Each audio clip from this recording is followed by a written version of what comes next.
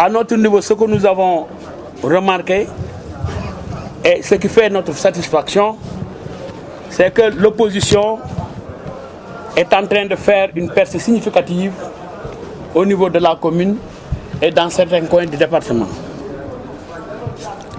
Si nous prenons d'abord Gendar, parce que je crois que l'enjeu de ces élections législatives, c'était où Ahmed Fall va reconquérir Gendar ou il va le perdre.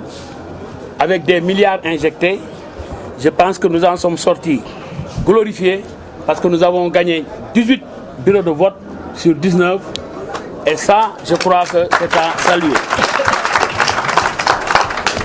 En dehors de cela, nous avons gagné Samba Ndiémé-Sow. Nous avons gagné le centre test, le plus grand centre de Sor, c'est Rawane Ngom. Ailleurs, nous avons gagné Marigot avec 400 et quelques voix. Si on fait la différence entre les résultats qu'il y a eu entre CRC, entre Omar Sir Diagne, Makodou Ndiaye, on voit que les scores sont très étriqués. À Cité-Niakh, où il y a presque 40 ou 50 voix, ça veut dire que le travail que nous sommes en train d'effectuer commence à porter ses fruits. Donc rien ne nous empêche, nous, coalition gagnante Wattu Sénégal, de maintenir le même cap, la même dynamique et les mêmes stratégies pour aller vers la conquête du pouvoir local. Il faut aussi oser dire que, avec tout ce qui s'est passé à Gokhom-Badji, où le FONGIP, en tant qu'organisme étatique, financier, a intervenu la veille 48 heures pour injecter 30 millions, où l'argent a circulé un peu partout. Malgré tout ça, de bons résultats ont été acquis par la coalition gagnante qui, par conviction, a fini de convaincre beaucoup de Saint-Louisiens qui ont compris qu'il fallait qu'ils les accompagnent dans ce que nous sommes en train de faire, c'est-à-dire une démocratie forte. Parce que tant qu'il n'y a pas une opposition forte, un enjeu démocratique très sérieux, de transparence, les intérêts des uns et des autres peuvent être en jeu, surtout la population. Donc moi je dirais que, encore une fois, il faut remercier tous les responsables sans exception, parce que chacun a joué sa partition dans la localité où tu étais, bien que, évidemment, nous ne sommes pas trop nombreux en tant que leaders. Eux, ils ont 10 ou 15 ministres avec beaucoup de mallettes. Ça ne nous a pas empêché d'apparaître et de rayonner, de surfer même sur eux. Parce que n'oubliez pas qu'au centre de Diamaguène, il y a 2 députés, la députée Aminata Gueye et le docteur Dia. Ça ne nous a pas empêché de l'emporter haut la main, ce combat-là. Je reviens sur Gendar pour dire que beaucoup de nos jeunes sont partis à l'étranger parce que la période ici, avec l'histoire des licences, ils sont soit à Joal, à Rufisque, un peu partout éparpillés. Donc, on a diminué notre électorat parce que tout simplement les jeunes n'étaient pas là. En plus de ceux qui ne pouvaient pas voter. Ça veut dire que notre fierté aujourd'hui, notre fierté, c'est que les Saint-Louisiens, on a compris que les Saint-Louisiens croient en nous et continuent à y croire. Donc, force est de reconnaître qu'un jour ou l'autre, la victoire sera acquise. Inch'Allah. Bon, ma wax ci wolof rek ni ñun am nañu mbégte ak bànneex ci élection législative yi jàll.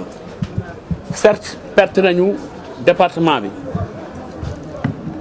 waaye li ci am solo mooy avancé yi ñu remarqué. Macky Sall dafa ñëw avec 2 milliards de francs CFA, avec plus de 600 machines moteurs pour demander aux Guendariens de voter pour lui.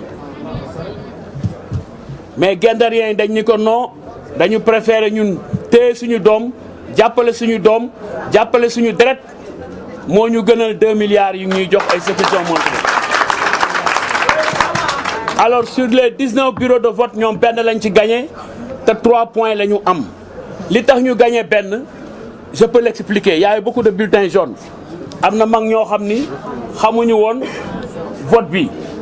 donc am na ci parti yu bare yoo xam ne fii am nañ fi ay résultats te amuñu woon sax représentant ci bureau de vote yi loolu moo lay wan ni y a eu des erreurs et ça xam naa ni am na fu nekk ci centre de vote yi nekk ci biir Ndar bari nañu ko ci biir. gagné nañu Samba Ndiémé Sanca ba comme d'habitude à Goxo Mbaaj la fa xew ñëpp gis nañ ko le FONGIP est venu avec 30 millions la veille des élections 48 heures avant. Il y a eu des mallettes qui ont été déversées là-bas loolu moo joué ci scrutin bi et on le comprend aisément parce que xam nañu bu ñu bàyyee doomu Ndar yi ak seen sago rek ak seen xelum tey incha allahu rabbi fii luñ fi teg dañ koy gagné. département bi am na coin yoo xamante ni wax dëgg yàlla am nañ fa satisfaction boo demee Marigot ñun ñoo ko gagné soo demee ci la ñun ñoo ko gagné soo demee Raw on a perdu que de 38 points. Dans le Gandon aussi c'est la même chose. À Gandiol c'est Khalifa Sall qui a gagné. Je pense que nous sommes venus en 2e ou 3e position.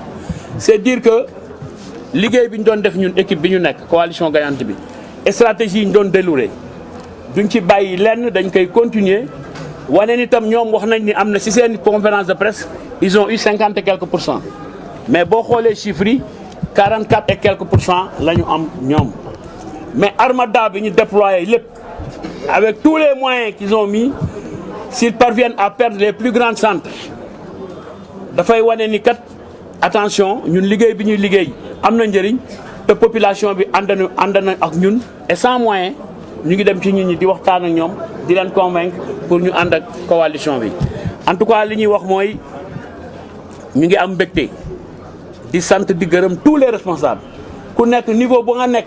Dans la localité yaa ngi cay def nga ca la nga mën ba résultat yi mën a apparaître. On va continuer le travail daañu fexe tam seet côté yi ñu am faiblesse ñu jéem ko redresser parce que peut-être qu'il y en a daañu seet daañu seet ñi nga xam ni tam bëgg nañu ñëw ci ñoom te campagne bi permettre ko pour ñu massifier waat suñu coalition.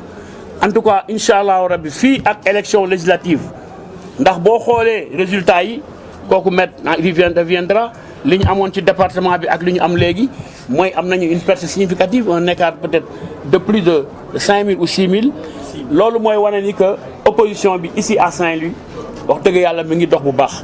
waaye nag boo boolee l'ensemble des cumuls de l'opposition loolu mooy benn yaakaar amul fii ci Ndar dara amul ci département bi dara.